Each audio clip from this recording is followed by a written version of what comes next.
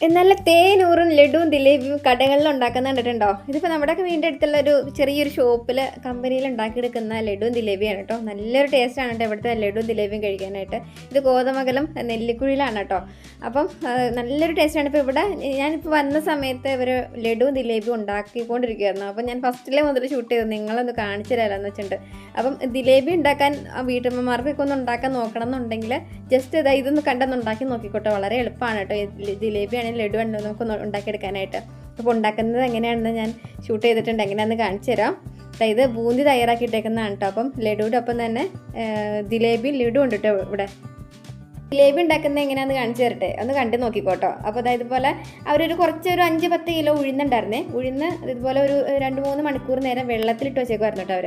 അതിനുശേഷം ഇതുപോലെ നമ്മൾ അരി ആട്ടുന്ന ഇതുണ്ടല്ലോ, അതുപോലെ അതിലേക്ക് ഇതിങ്ങനെ കോരിയിട്ടിട്ട് ഏകദേശം ഒരു 2-3 മണിക്കൂർ നേരം അവർ നന്നായിട്ട് ഇത് ഉഴുന്ന് ആട്ടി നമ്മൾ ആ ഒരു ഇഡ്ഡലിക്കൊക്കെ മാവ് തയ്യാറാക്കുന്ന രീതിയിൽ തന്നെ കേട്ടോ. ഇവരെ വെള്ളമൊക്കെ ഒഴിച്ചിട്ട് കണ്ടിട്ട് അതിനകത്തേക്ക് നന്നായിട്ട് ഒരു നല്ലൊരു കുഴമ്പ് രീതിയിൽ തന്നെ ശരിക്കും ഉഴുന്ന് നല്ല പേസ്റ്റ് പോലെ അരച്ചെടുക്കുന്നുണ്ട് കേട്ടോ. അപ്പോൾ നന്നായിട്ട് അരഞ്ഞ് വന്നിട്ടുണ്ട് കേട്ടോ. അത് കണ്ടില്ലേ, നല്ല പേസ്റ്റ് പോലെ അരച്ച് വന്നിട്ടുണ്ട്. ഇനി ഇതിനകത്തേക്ക് കോൺഫ്ലോർ ആണ് കേട്ടോ അവർ കൊട്ടുന്നത്.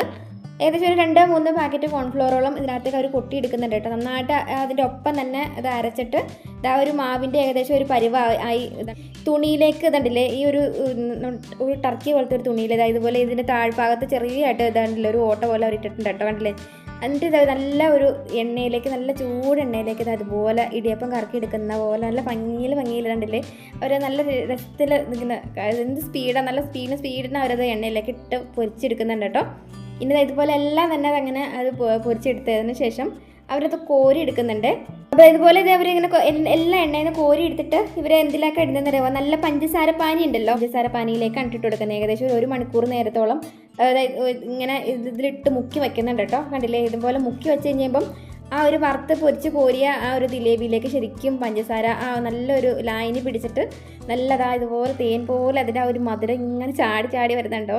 നല്ല ടേസ്റ്റാണ് ജിലേബി കഴിച്ചിട്ട്, നല്ല രുചിയായിരുന്നു. അതായത് കണ്ടില്ലേ, ഇതിങ്ങനെ അതെല്ലാം അതൊക്കെ കൊട്ടി അവരത് പാക്ക് ചെയ്യുന്നുണ്ട് കേട്ടോ. ഇവിടുന്ന് ഹോൾസെയിൽ ഷോപ്പുകളിലേക്കൊക്കെ ഇവിടുന്ന് പോകുന്നുണ്ട് കേട്ടോ. പിന്നെ ഇതിനപ്പുറം ഇതുപോലെ ലഡു ഉണ്ടാക്കാനുള്ള എൻ്റെ പരിപാടിയാണ് കേട്ടോ അവർ. ഇത് കണ്ടില്ലേ, ഏകദേശം ഒരു കുറേ പഞ്ചസാര ഉണ്ട് കേട്ടോ. ഏകദേശം 50 കിലോ പഞ്ചസാര ഉണ്ടെന്ന് തോന്നുന്നു. ഇതുപോലെ ഒരു വലിയ ചീഞ്ചട്ടിയിലേക്ക് വെള്ളം ഒഴിച്ചിട്ട് പഞ്ചസാര കൊട്ടിയിട്ട് നന്നായിട്ട് ഉരുക്കി പാനിയാക്കുന്നതാണ് കേട്ടോ. ലഡുവിന് ബൂന്തി തയ്യാറാക്കാനുള്ള എൻ്റെ പഞ്ചസാര പാനിയാണ് കേട്ടോ ഇത്. അപ്പോൾ അത് നന്നായിട്ട് അവരത് ഉരുകി പതഞ്ഞ് വരും. ഇതാണ് കേട്ടോ ഇതിൻ്റെ പാകം. പതഞ്ഞ് വരുമ്പം അവരെടുത്ത് മാറ്റി വയ്ക്കുന്നുണ്ട്. ലഡുവിന് ബൂന്തി തയ്യാറാക്കാനുള്ള എൻ്റെ പാനിയാണ് കേട്ടോ, പഞ്ചസാര പാനിയാണ് കേട്ടോ അത്. ഇനിയിപ്പോൾ ലഡുവിൻ്റെ ഒരു ബൂന്തി തയ്യാറാക്കാനായിട്ട് കടലമാവാണ് കേട്ടോ അവരെടുത്ത് കൊട്ടുന്നത്. അപ്പോൾ ഏകദേശം ഒരു കുറച്ച് കടലമാവിലേക്ക് അവർ വെള്ളം ഒഴിച്ചിട്ടാണ് അവരത് വെള്ളം ഒഴിച്ച് ഒരു പേസ്റ്റ് പോലെ ആക്കി കുഴച്ചെടുക്കുന്നതാണ് ഈ കാണുന്നത്. അതായത് ചട്ടിയിലേക്ക് അവർ എണ്ണ ഒഴിക്കുന്നുണ്ട് കേട്ടോ.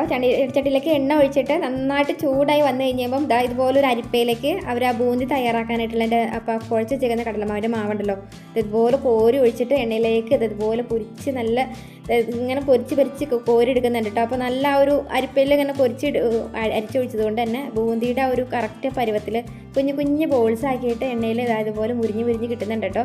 ഇത് കണ്ടില്ലേ, ഇനിയിപ്പോൾ നമ്മൾ അവിടെ ആ തയ്യാറാക്കി വെച്ചിരുന്ന ആ ഒരു പഞ്ചസാര പാനി ഇല്ലേ, അതിലേക്കാണ് കേട്ടോ അവർ ആ ഒരു ബൂന്തിയുടെ ബോൾസ് കൊട്ടുന്നത്. ഇതുണ്ടല്ലേ, ഇതെല്ലാം തന്നെ നല്ല ഷേലിനത് ചാടുന്നുണ്ട്. ഭയങ്കര ചൂടാണ് ഇവിടെ നിൽക്കാനായിട്ട്.